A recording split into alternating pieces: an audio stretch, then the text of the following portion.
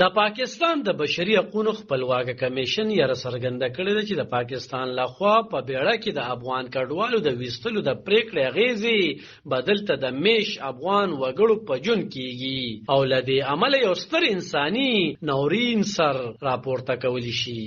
د پاکستان د حکومت لخوا په غیر قانوني توګه میش بهرنو وګړو ته د مل نه د وتلو لپاره د ورکړل شوی مهلت تر ختمېدو وروسته په ګرخیوات کې د غیر قانوني افغانانو د نیولې او مل نه د شړلو لپاره عملیات روان دي. د کډوالو لپاره د ملګرو ملتونو ادارې ته لیږل شوی لیک کې د پاکستان د بشري حقوقو خپلواکه کمیشن غوښتنه کړې ده چې د پاکستان دی فیصلې نه د اغیزمن شو افغان کډوالو حفاظت دی باوري کړل شي.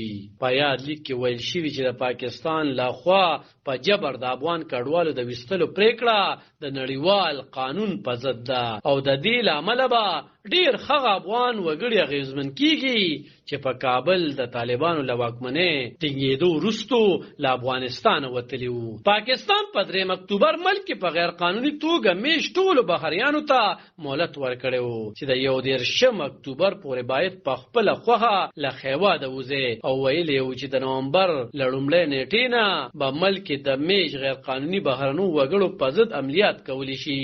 هغوی به نیول کیږي، ځمکې او جایدادونه به ضبط کولی شي او له خیواده به شړلی شي. د پاکستان دننه خم په زور د کډوالو د ویستلو په فیصله کلکې نیوکې روانې دي. د عوامي نېشنل ګوند ویان زاید خان وایي چې پاکستان کې د فلسطین او د اسرائیل په شخړه خو خبرې او مظاهرې کیږي، خو د دې بېوس افغان کډوالو لپاره بیا سوغږ نه پورته کوي. خبرو کې هغه وایي چې دلته د 40 کالونه د افغان کډوال میشتي او اوس ورته حکومت ویلي چې په یو میاشت کې دی وزي. د هغه په خبره د نگران حکومت ته دا اختیار چا ورکړی دی چې دومره لویه فیصله وکړي.